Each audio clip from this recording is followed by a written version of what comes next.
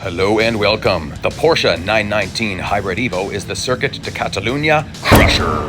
I'm about to unleash the beast on this track, but first, I'm going to hire the manager and the agent just to see how worthwhile this is. This is a monster of a car, and if you don't like Circuit to Catalunya, give it a shot on this car. Do you have to be fully upgraded? Well, we're going to answer that question. It's going to be based on when I hit the perpetual point. Now, I definitely had to do some practice, because I already know how to drive this track, but I haven't really pushed the limits in this particular car. So then, for instance, this corner surprised me quite a lot how much more I could push it. And I am taking it easy right now because the bots are slowing down very, very much. So it looks ridiculous, like I'm passing these guys at such a high rate of speed. That's because they're driving as if they have all their assists on high and they're damaged. And that's just the way it is for like the first batch of bots. Pretty well the whole first lap. So this one, you always want to cut this one.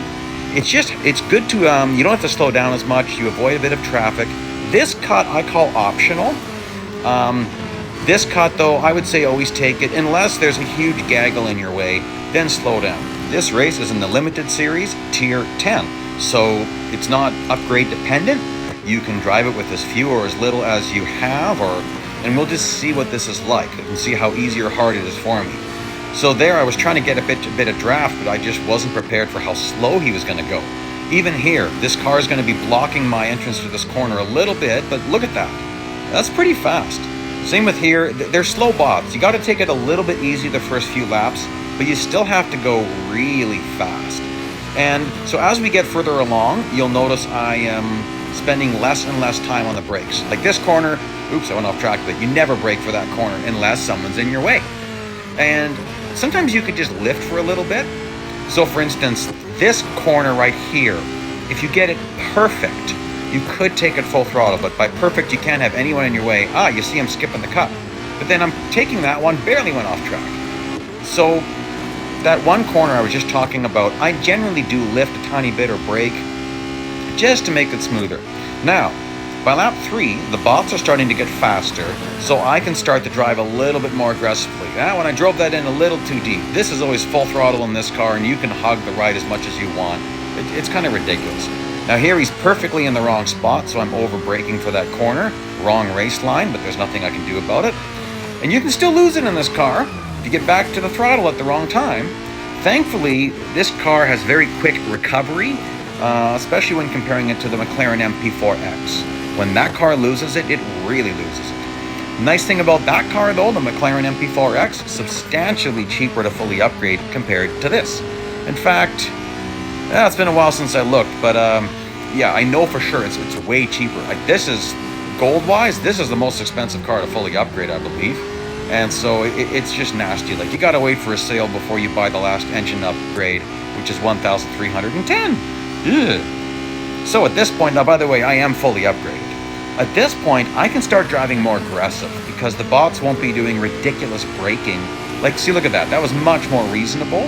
I still overtook him pretty good. This time, there's no one in my way, so I should be able to optimize this corner. Check that out. That is just so much fun in this car. But he's perfectly in my way. Now he gave me the corner. Nice. The big problem with the new bot programming, which is good as it's been in a long time, is if you pass a bot too close to a corner, they just go kamikaze. All their specs get a boost, not just their speed, which is what many have thought up until recently. When I was testing the Brabham at Melbourne, which is an endless endurance race, not easy in that car, but it's fun. I noticed that going through the chicanes, the bots were actually able to catch up and smash me, which they can't do. They never take the chicane that fast. So that meant that they not only got a speed boost, they got a grip boost to take the chicane faster than I could. That is bizarre. Oh, look, we're starting to equalize. That's when you know you're starting to get close to the perpetual point, is when the bots start to equalize to your ability on the straightaways, not in the corners.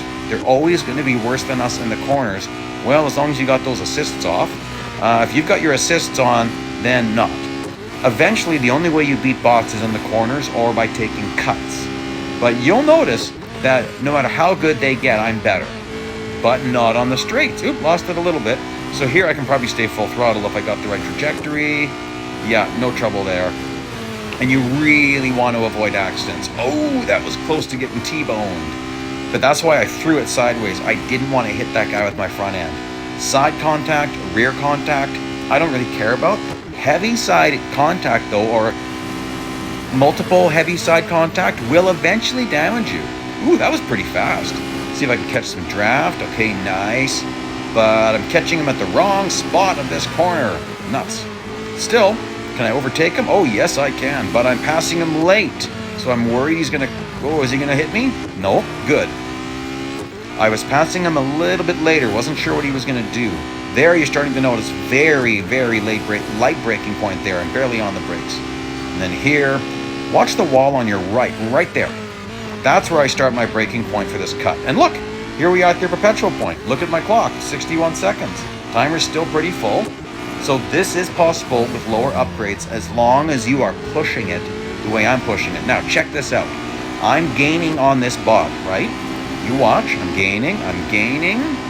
No, I'm not gaining, he's pulling away. Well, why is that? Because every bot is now faster than a fully upgraded car. So what do? We beat them in the corners. Because that's what we can do. So they will always start to pull away now. It's not a huge boost, like, I don't know, maybe 5%, 10% at the most.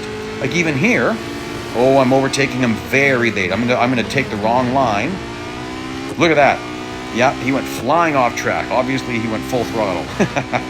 So then I don't necessarily have to worry, but if you're in the optimal race line going into that corner, you could get hit. I was hitting the brakes trying not to get caught up in a mess. Here's a problem. When the bots get really stacked up like this, they start braking when you don't expect. Good thing I was anticipating that one. I avoided contact. Oh, this could get a little bit dicey. I better watch it. He went kamikaze because I passed him. You got to be careful with some of that stuff. Okay. Shouldn't be too difficult to recover from that, though. Let's just see. Because I certainly lost this entire straightaway. I lost my ability to really maximize it. But I'll take this. Oh, that's pretty good. Oh, no. Now another big mistake. Uh-oh. Yes, back-to-back mistakes could make this difficult. Okay. Now, you honestly almost want to scale it back just a bit. You cannot afford a third mistake at this point. So I was a little under driving it there, and unfortunately I went on the inside of the track, went off track. That was nice. I did very well there. Ooh, a little tiny bit off track there, not much. Maximize this. Right as this wall on the right ends, I'm on those brakes. Take this fast, back to that throttle. Nice, you see that nice and straight, no sliding. And my timer's not that low, but let's do a little bit more of an aggressive cut here, and we've caught back up the traffic. Beautiful. Again, I'll be gaining. Now let's warp ahead, because this is like rinse repeat. It's just going to keep going on and on. I'm going a long way here. All right. So that guy's pulling away on me again, which you know, that's just the way it is. But then let's watch this corner. Nicely catch up, catch a bit of draft. Oh, I won't fully catch up. Well, let's just stay on the draft. I'm going to brake a tiny bit early for this corner, but then I'll be able to get around him nicely. Beautiful. That's late enough that I don't have to worry about him, or I should say early enough. I won't have to worry about him. Ooh, I'm setting this up nice. I think I can get an inside pass. I'll have to overbrake a little bit. Ooh, I took that faster than I thought I could. Look at all these overtakes. I'm not cutting, right?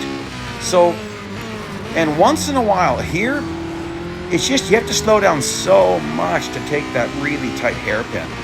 And here, the traffic's getting really bunchy. Ooh, boy. I'm going to slow down a lot. I don't want to get tangled up here. But I can get this overtake. He's going to give me the line. Thank you. So that's kind of the halfway point as far as where I'm going. Let's go forward some more. Okay, 75 kilometers, 3/4 point. If you've done the math, you know I'm going to hit 100 kilometers. Now, here's where the trouble starts to happen. The bots are getting stacked up. This can mean unforeseen braking by the bots. Like, meaning it's not typical. Like, there, he's braking too heavy. I wasn't expecting him there. And, oh, thankfully, that hit didn't damage me. I did check. Now, let's go forward a little bit more. For a little bit while. Now, that hit probably did damage me. It didn't sound too bad, but you only get away with so much. That first hit, I was very shocked that it didn't hurt me. Now right now I don't want to check the windshield. We'll check it as soon as I can get to a more of a clear point. Like, unless I mean, even if I am damaged, I'm still going to keep driving the same way. Ooh, that was nice. I didn't even go off track on the last. Oh, there we go. Cracked windshield means less acceleration, top speed, brakes, and grip. I lost all of that a little bit. That was stage 1 damage. You might have noticed that. Minor cracks, just a couple of minor cracks. There's only 2 stages of damage. At least that's from my tests. That's all I've been able to find is 2 stages of damage. Even though I've sometimes seen different types of cracking in windshields, whenever I've done a speed test, I've only found there's 2 degrees of damage though. That was pretty tight. Let's gonna hit him out of my way. Sometimes you have to give them a hit. If you're reasonably overtaking them, they'll just get on the brakes for you. So that's why you sometimes see me grinding against someone. It's to push them out of the race line, get them on the brakes, so I'm not gonna have to drag race. Here I was braking too late. And I just went, oh, well, I'm not going to turn into that bot, so I guess I'll just take the corner normally. Oh! Uh-oh. Okay, windshield check here. What do I got? Come on. Maximum damage. That's a lot of cracking. Okay, well, I'm almost done. So that is going to hurt. But still, look at this. Next lap, my clock's still nice and full. Like, I have no trouble keeping this going. But that will affect my earnings. Now we're going to do a freeze frame right at 100 kilometers, and then I'm going to slide, go back, end it right at 100 kilometers. That way I can get you the best R per minute and frame per minute numbers. Actual race time, 22 minutes, 15 seconds. So, 2,117 frame per minute with agent, 1058.5 without, 14,508 R per minute with the manager, and 7254 without. That friends bonus, that missing friends bonus does hurt. So please like and subscribe, check out some other videos. Thanks for joining me today.